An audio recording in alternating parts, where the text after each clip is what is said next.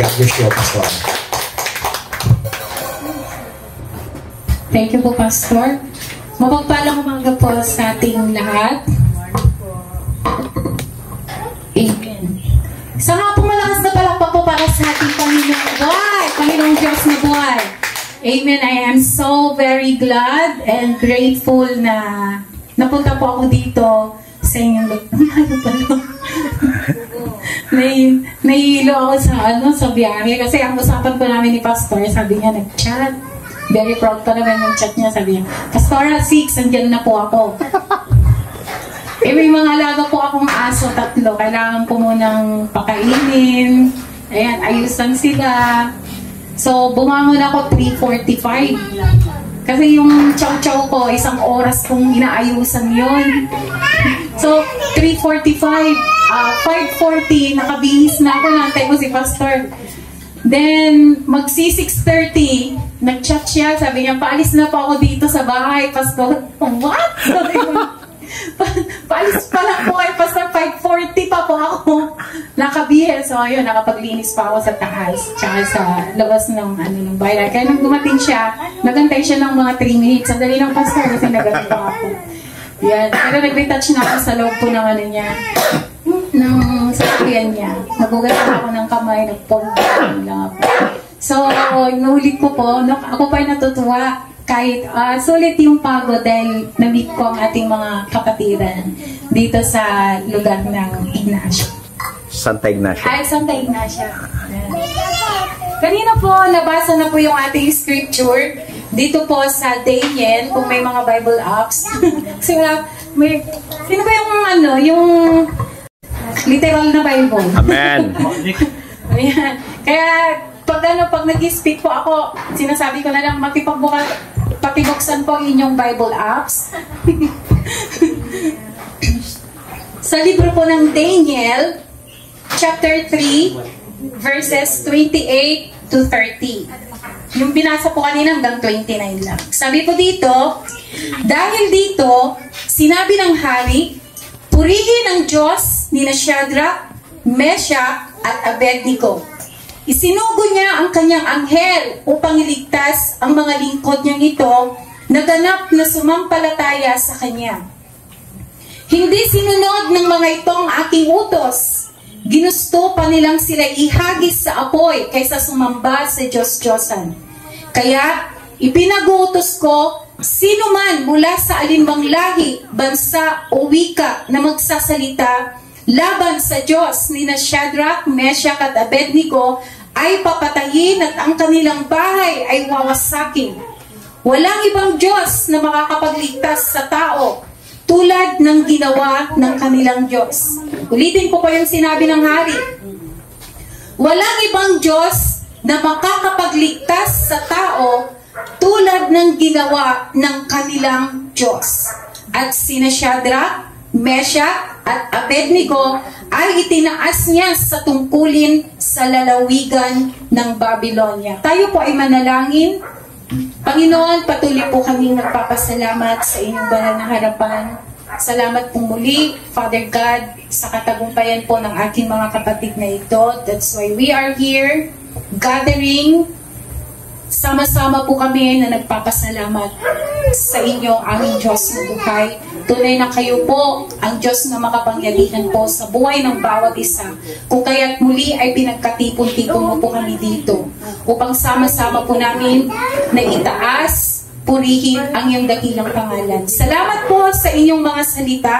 Pagpalain niyo po ito, Panginoon. And once again, Holy Spirit, lead me. Wala po akong magagawa kung hindi ikaw ang gagalaw sa aking buhay. Lahat po ng aking mabibitawang salita ay magmumula lamang sa katotohanan. Inaangkin po namin ang katagumpayan sa umagang ito, Panginoon. Ito po ang aking dalangin sa pangalan ng aming Panginoong Yesus. Amen. Kung bibigyan ko po ng pamagat ang ating binasa. Actually po, buong chapter 3 po ang pag-uusapan natin. So, mahaba-habang usapan to. Maglabas na kayo dyan. Joke lang. ng French fries. mahaba-habang usapan, chapter 3. Joke lang po, konti lang po ako magsalita. Sino po dito yung nagtitiktok? Ako mahilig po sa TikTok kahit na 46 years old na ako. Na-reveal na yung ating taon. Sino pang nagti-TikTok dito sa inyo? Uy, wala. Wala. Si Jian lang. So, Jian, alam mo yung stop, drop, and roll.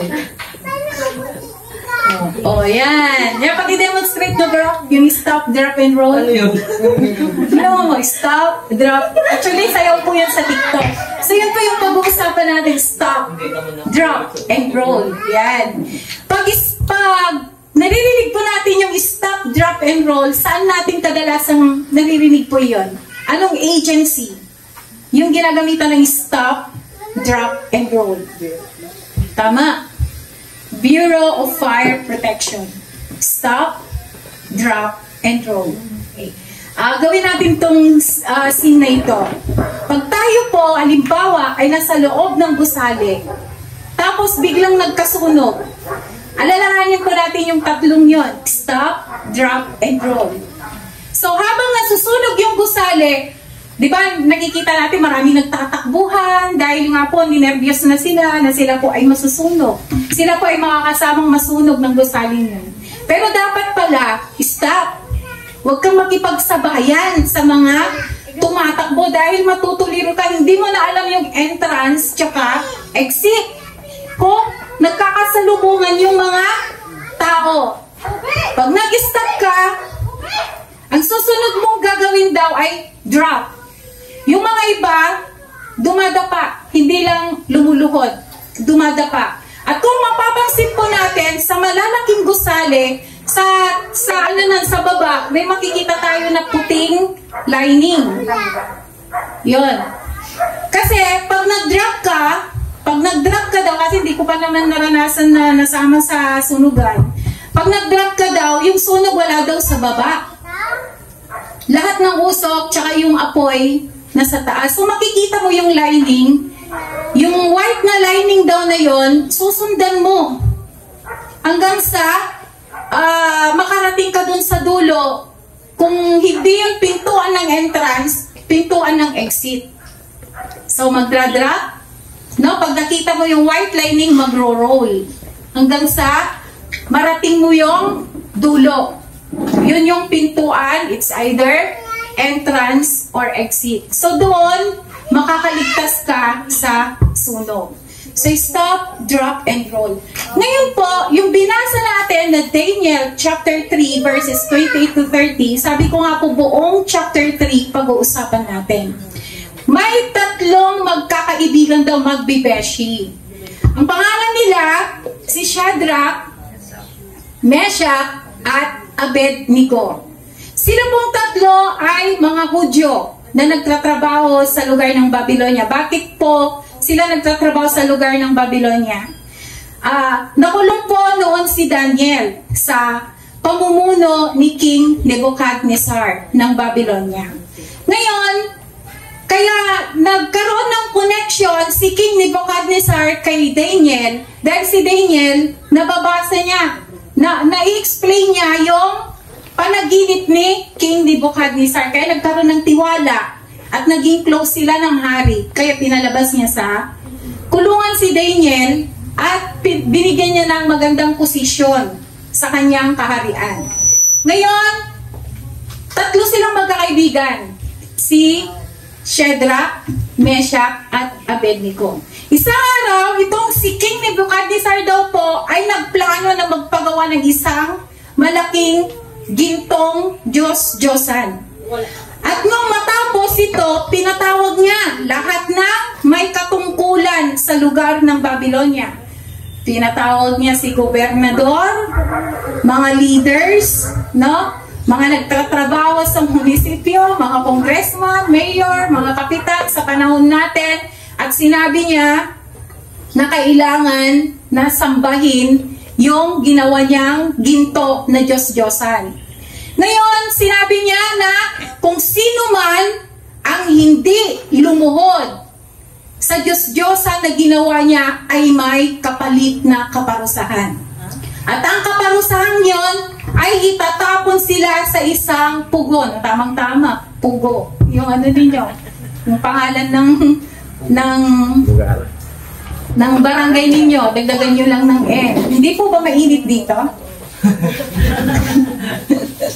Pag mainit, yun na yun, no? So, itatapon sila sa pugon na kung saan doon papaalabin yung apoy. So, ano yung iniisip ninyo? Susunugin yung mga hindi sasamba. So, ito na nga, sabi nung kanyang alagad, sabi niya, pag narinig ninyo yung mga instrumento, like flauta, yung mga, pero sa panahon natin ngayon, drum, keyboard, gitara, ano po. Pag narinig ninyo yung mga yon, kailangan lumuhod kayo. Kasi kung hindi kayo luluhod, itatapon kayo sa pugon at susunugin. So ikaw ba naman? Luluhod ka ba o hindi?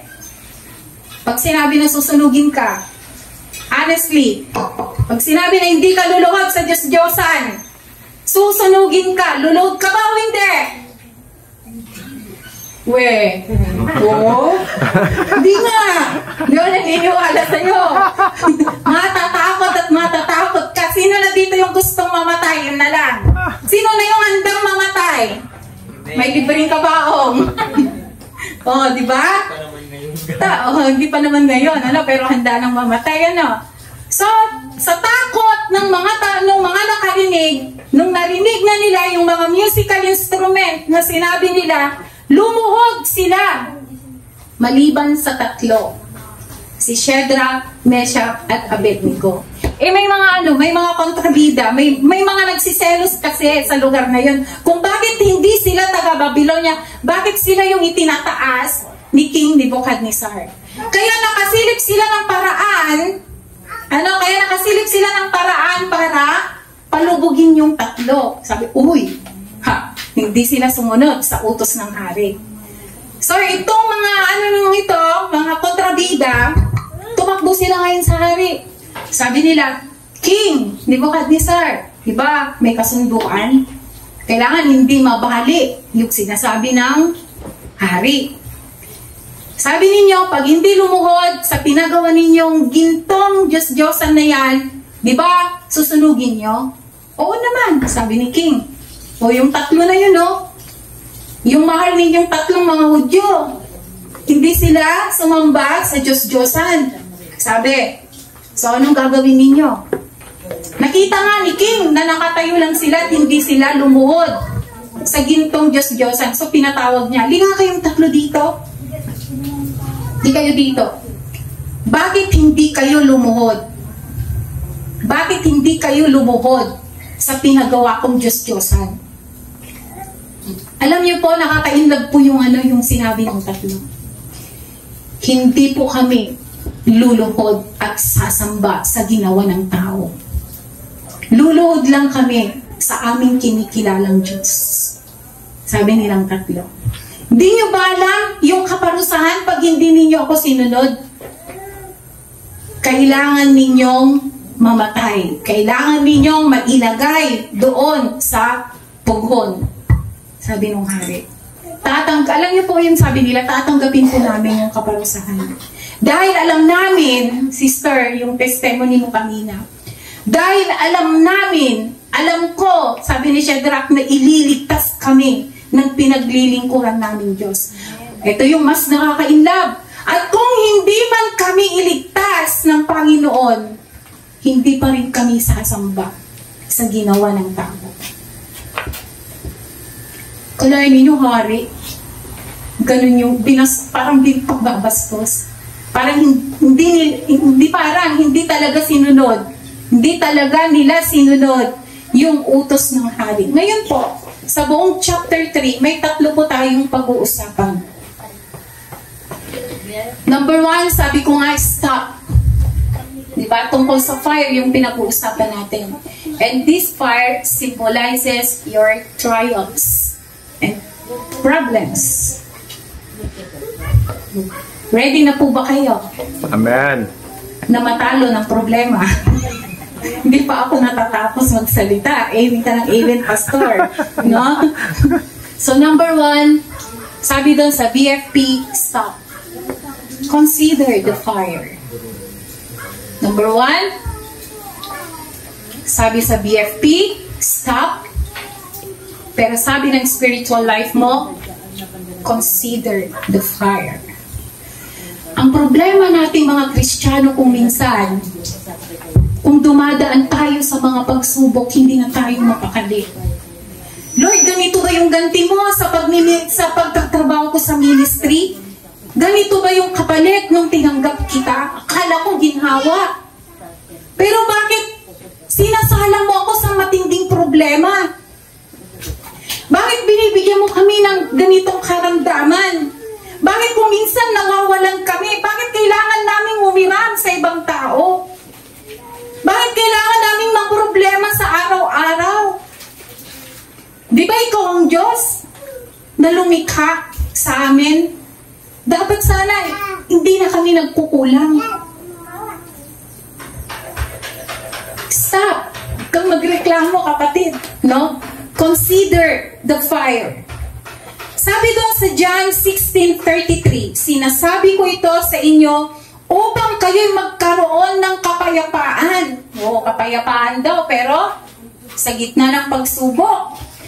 Kapayapaan sa pagkikipag-isa sa akin. Mayroon kayong kapighatian dito sa sanlibutan. Take note. Sabi ng Panginoon, mayroon kayong kapighatian dito sa sanlibutan. Negative or positive? Negative. Kasi nga, sabi niya, mayroon kayong kapighatian dito sa sanlibutan. Pero, sabi dito, ngunit, yan, may ngunit. Ngunit, lakasan ninyo ang inyong loob na pagtagumpayan ko na ang sanlibutan. Amen. Yun po ang maganda. Hindi porket tinanggap natin ang Panginoong Yesus, exempted na tayo sa problema. No. The time na tinanggap mo ang Panginoong Yesus, ilalagay ka niya sa matinding problema. Why? To test your faith. Kung wala ka ng problema, paano ka magpapasalamat sa Kanya? Kung wala kang nararamdamang problema, kung wala kang sinusuong na problema, paano mo tatawagin yung tinanggap mo na tagapagligtas sa iyo? Kung wala kang pinagdadaan ng problema, paano mo maiisip yung pangalang Jesus na pinaglilingkuran mo ngayon? Kung wala kang problema, bakit ka andito nakikipag-celebrate kay pastor? Kung wala kang problema, bakit ka andito nakikipag-celebrate kasama ng kapatiran mo? Ang worship celebration, hindi lamang word na hallelujah. Ang worship celebration, hindi lamang dito para pumalakpak, umupo, at makinig kay pastor. Ang worship celebration, the word celebration. You are celebrating God's goodness in your life. Kaya kang dito, sineselebrate mo na napagtagumpayan mo ang isang linggong pagsubok, isang linggong problema na nagdaan sa iyong buhay. So you must stop. Kasi kung aligaga ka, hindi mo alam yung gagawin mo. Baka sa tindi ng aligaga mo, iba yung tinatakbuhan mo, hindi mananampalataya. Mamaya bumalik ka pa sa dating buhay. Parang mas okay kasi nung hindi ko pa tinanggap ang Panginoon, parang hindi ko nararamdaman yung problema na ito eh. Kasi busy ka sa buhay. Busy ka sa mundo na kung saan binubulag ka ng kalaban kaya hindi mo nakikita yung problema. Pero no, tinanggap mong Panginoon, namulat ka sa katotohanan na marami palang problema. Dahil ang gusto ng Panginoon, mas tumibay ka, mas lumapit ka sa Kanya. Like Shadrach, Meshach, and Abednego. Ninervyos ba sila? Hindi. They consider the fire. They stopped and consider the fire. Okay, nagpagawa siya ng ginto. Yung pinakamataas ng Babylonia, nagpagawa. Okay, sabi niya, lumuhod. O, di lumuhod sila. Basta ako hindi luluhod. Ganun dapat. May paninindigan tayong mga Kristiyano. Pangalawa, sabi ng BFP, drop. Commit the fire. Commit. Pagkalakas mag-stop, drop. Ano ba yung ginagawa natin. Pag may matindi tayong problema, gustong-gusto ko yung testimony, naiyak ako kanina sa testimony ni sister. Okay lang na magtanong ka sa Panginoon, why Lord? Pero wala akong narinig sa kanya na gusto niyang tumaliko. Wala akong narinig sa kanya na gusto niyang tumigil. Pinagpatuloy niyang magtiwala, pinagpatuloy niyang humingi ng kagalingan, pinagpatuloy niyang humingi ng kalakasan, ipinagpatuloy niya na maglingkod sa Panginoon. Kaya siya dito. So, commit the fire. Anong sabi ng tatlong magkakaibigan? Nung sinabi ni Hari, alam niyo ba yung kapalit ng pagsuway ninyo sa akin? Tatapog ko kayo doon sa pugon. Ano sabi? They commit the fire. Sabi niya, sige po. Kung yan po yung rules niyo, kung yan po yung utos niyo, bakit naman namin susuwayin? Sige po, itapon ninyo kami. Sige po, patayin niyo kami. Sige po, sunugin ninyo kami. Kasi yun yung patakaran ninyo bilang hari. Pero kahit itatapon niyo kami, never kaming sasamba sa gawa ng tao. Sasamba lamang kami sa isang Diyos na buhay. Nasaan po yung Diyos nating buhay? Nasa ano ba? Nasa isang malaking gusali. Doon po. Diba? At sabi pa nila yung nakaka-inlove, tapon ninyo kami at kahit hindi kami iligtas ng aming sinasambang Diyos, hindi pa rin kami luluhod sa sinasabi ninyong Diyos. Sabihin, alam na nila na mamamatay sila. Alam na nila, nakaharapin na nila si kamatayan that time. Siyempre, sino nga ba naman ang mabubuhay? No? Pag sinunog ka, hindi ka makakatakbo kasi pugon yun. Sasarahan pa yun. Galit na galit yung hari sa kanila. Siguro nagsisisi. Dapat hindi na kita pre-promote, Shadrach. Ikaw pala yung susuway sa sa pangako ko. Dapat hindi na lang tayo naging close. Siguro yun yung inisip ni King Nebuchadnezzar that time. Pero hindi. Pinanindigan nila ng pagsisilbihan nila ang Diyos na nasa langit. So sabi niya, kahit mamatay kami, hindi kami sasamba. Kahit hindi kami ligtas ng Panginoon. Ganun po ba tayo? Lord, kahit hindi tinugon ang prayer ko, magpapatuloy ako. Lord, kahit hindi gumaling yung sakit ko, magpapatuloy ako. Kahit hindi ako magtagumpay sa business ko, magpapatuloy ako. Sino po dito yung ganun? Wala.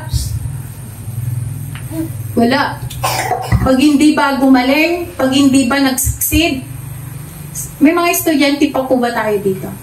Wala na. Pag hindi ba na-promote sa work, magtatampo ba tayo sa Panginoon? Amen? Hindi. Di ba?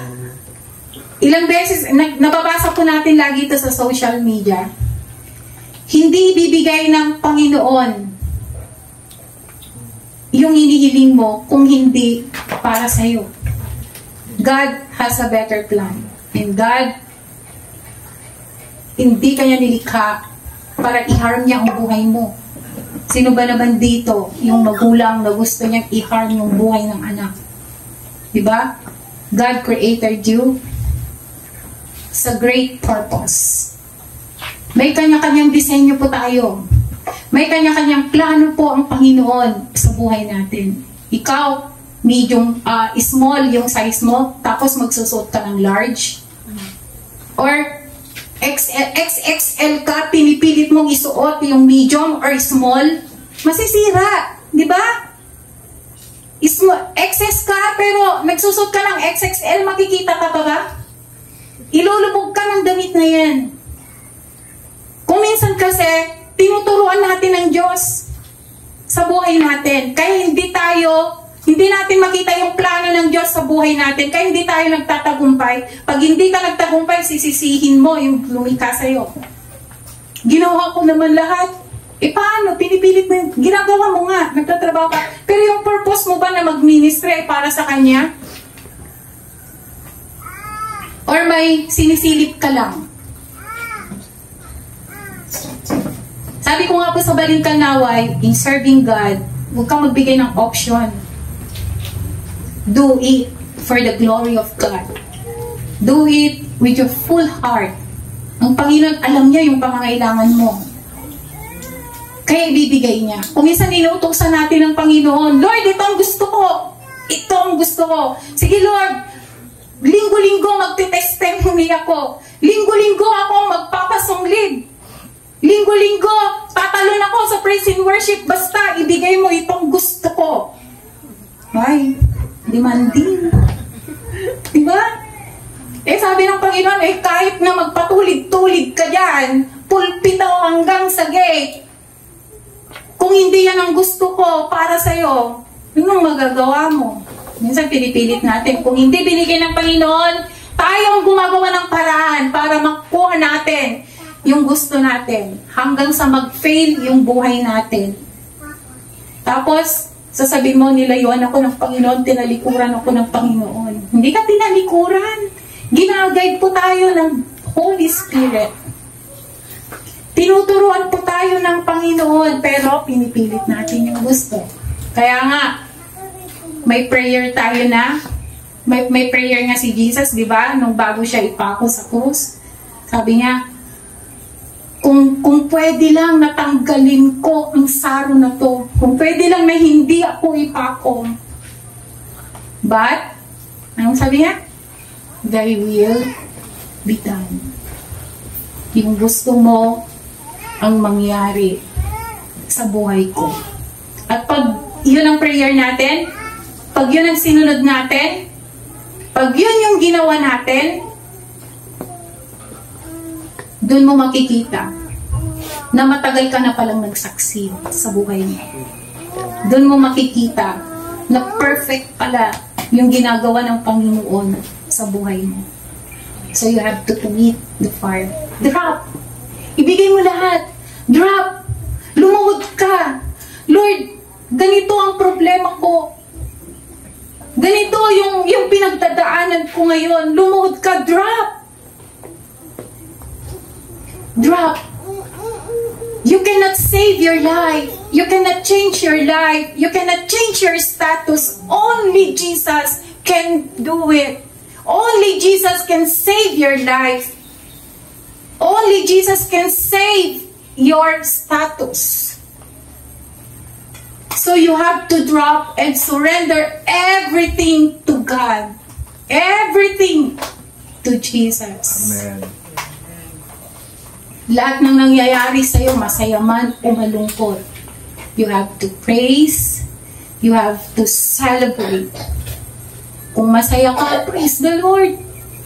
Kung malungkot ka, praise the Lord pa rin. Kung malungkot ka, praise the Lord with paglapit sa presensya ng ating Panginoon. I need you. I need your presence. Diba? Mga iba nga pag sobrang saya, nagpo-post yan. I'm blessed. Okay? Kita pa yung bag. Diba? Pag bagong reband yan, I'm blessed. Diba? Nakapost yan sa social media. Daming tik-tik-tik, daming nag-like. Diba? Hindi nakabayad ng kuryente. Lord, payakap. Makikita mo na lang no, sa status nila. Lord, payakap naman. O, diba?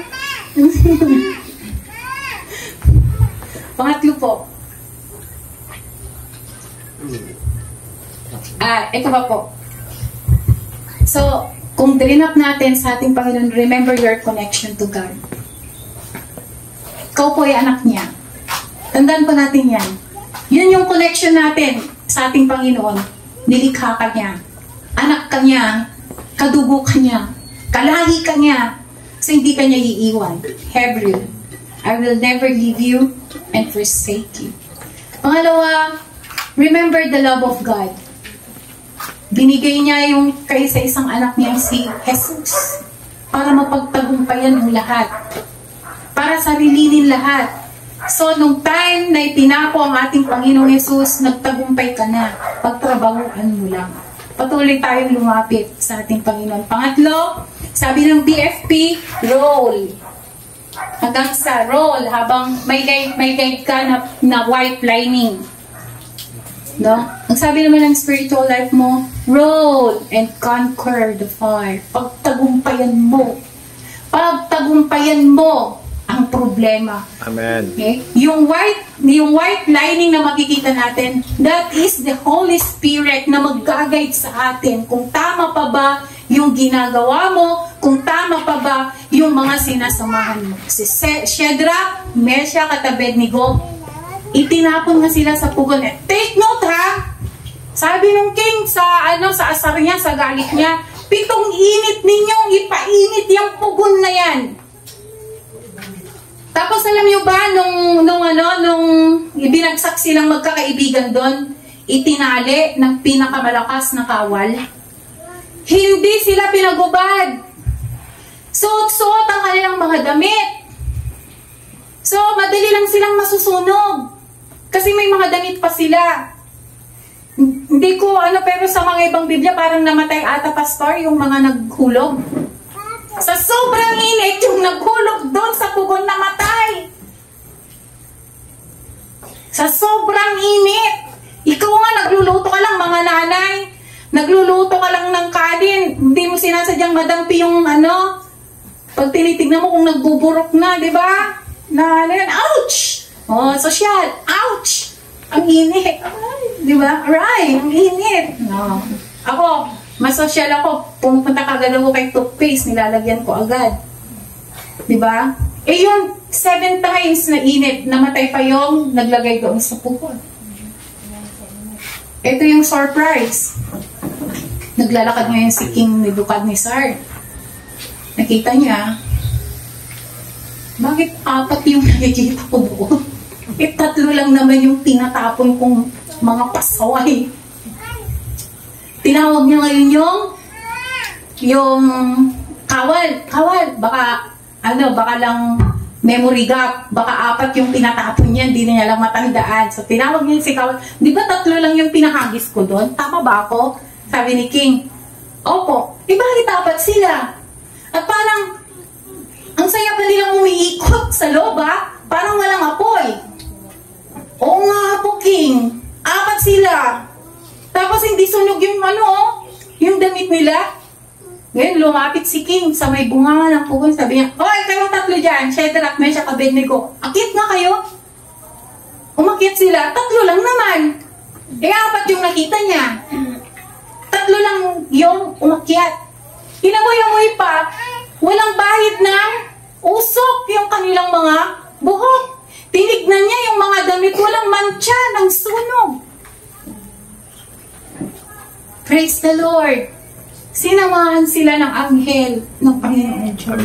Amen. Dahil pinanindigan nilang kanilang pananampalataya, siguro na in love ang Panginoong Diyos nung sinabi nila, kahit hindi kami ililigtas ng Diyos na aming pinagsisilbihan, hindi pa rin kami luluhod sa ibang Diyos. Ang luluharan namin yung nasa taas.